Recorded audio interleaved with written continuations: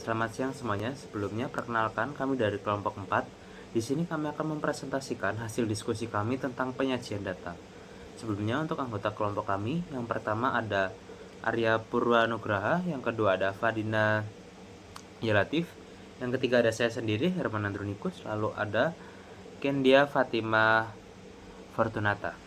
Untuk apa aja yang akan kita bahas di sini, yang pertama ada penyajian data. Apa sih itu penyajian data? Penyajian data itu proses mengorganisasi dan menampilkan data hasil penelitian atau pengumpulan informasi ke dalam suatu bentuk yang mudah dipahami, baik berupa tabel, grafik, maupun diagram. Nah, atau visualisasi lainnya. Tujuannya itu sendiri itu agar informasi dapat tersampaikan dengan jelas, ringkas, dan menarik, sehingga pembaca dapat memahami ini data dengan cepat.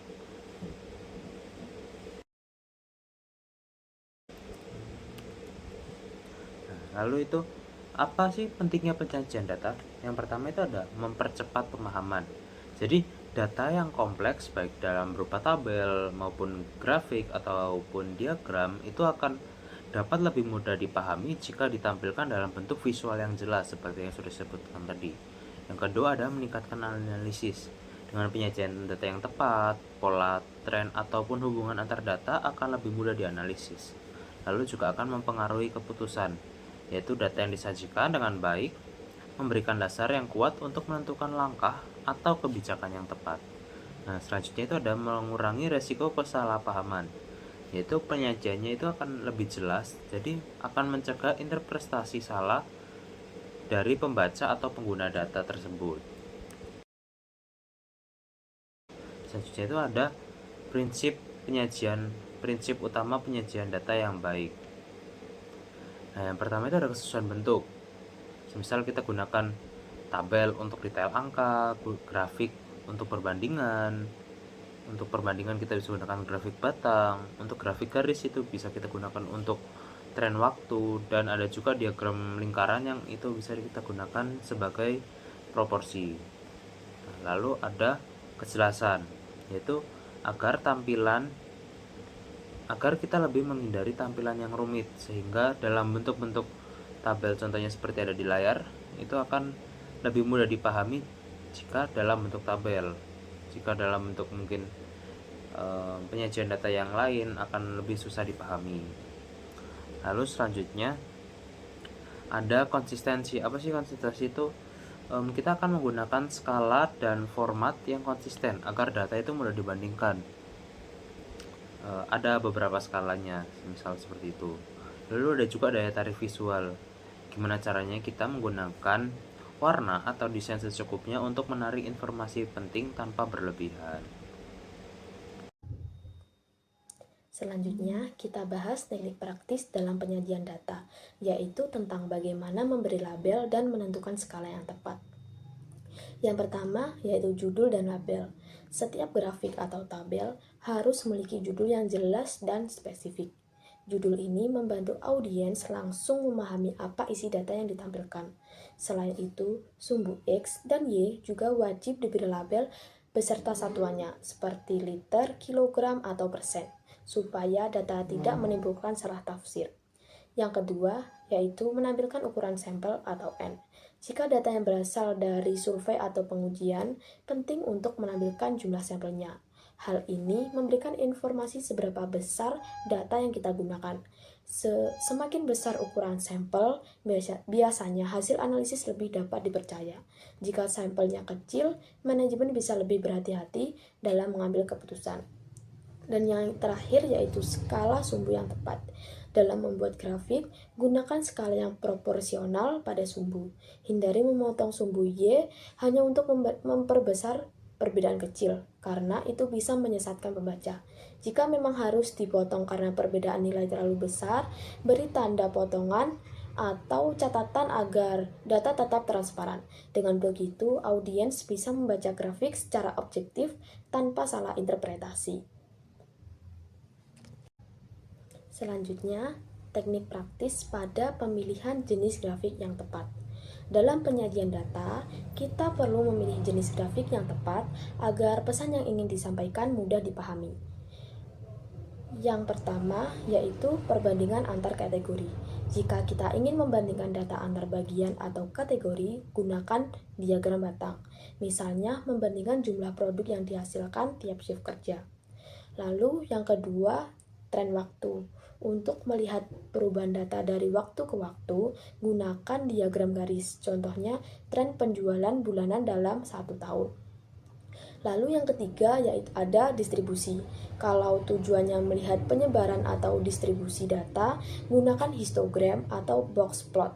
Misalnya, sebaran kadar gula pada sirup atau variasi berat produk kemasan. Lalu yang keempat, hubungan antar variabel. Untuk menampilkan hubungan antar dua variabel, gunakan scatter plot. Misalnya, hubungan antara lama proses pemanasan dengan kadar gula yang dihasilkan. Dan yang terakhir ada proporsi.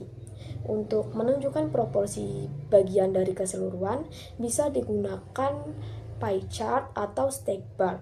Tapi penggunaannya sebaiknya terbatas karena sering lebih sulit dibaca dibandingkan bar chart biasa. Lalu kita akan membahas hubungan penyajian data dengan pengambilan keputusan. Penyajian data memiliki peran langsung terhadap pengambilan keputusan. Visualisasi yang dibuat dengan jelas akan mempermudah orang dalam memahami data, sehingga keputusan diambil bisa lebih tepat dan sesuai dengan kondisi sebenarnya. Sebaliknya, visual yang menyesatkan seperti label yang salah, skala yang dimanipulasi, atau konteks data yang dihilangkan dapat mengubah persepsi pembaca. Akibatnya, keputusan diambil bisa keliru, misalnya salah mengalokasikan sumber daya atau menerapkan kebijakan yang tidak tepat. Dan perlu diingat, peneliti seringkali memiliki waktu yang terbatas untuk membaca laporan. Mereka lebih banyak mengandalkan grafik dibandingkan membaca seluruh tabel angka. Karena itu, kualitas grafik sangat menentukan data mana yang akan diperhatikan dan tindakan apa yang akan diambil berdasarkan data tersebut. Selanjutnya, apabila penyajian data tidak dilakukan dengan baik, maka data kita tidak akan sampai secara utuh kepada audiens, sehingga audiens sulit memahami data tersebut.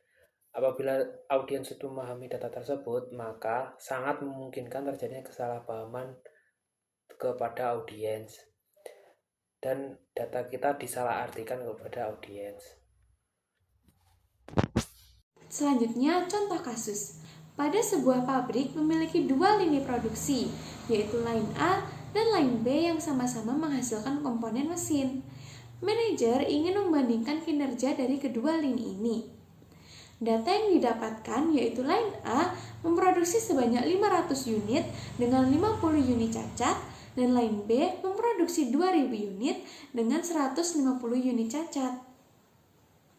Pada grafik tersebut disajikan dengan jumlah unit cacat, sehingga line B terlihat jauh lebih buruk karena jumlah cacatnya lebih besar. Namun, grafik tersebut tidak akurat karena hanya menunjukkan jumlah cacatnya saja tanpa mempertimbangkan jumlah total produksi. Line B memang menghasilkan lebih banyak cacat, tetapi line B juga memproduksi jauh lebih banyak mesin dibandingkan line A. Dalam penyajian data, sebaiknya menggunakan konteks yang jelas, karena jika tidak maka akan dapat membingungkan.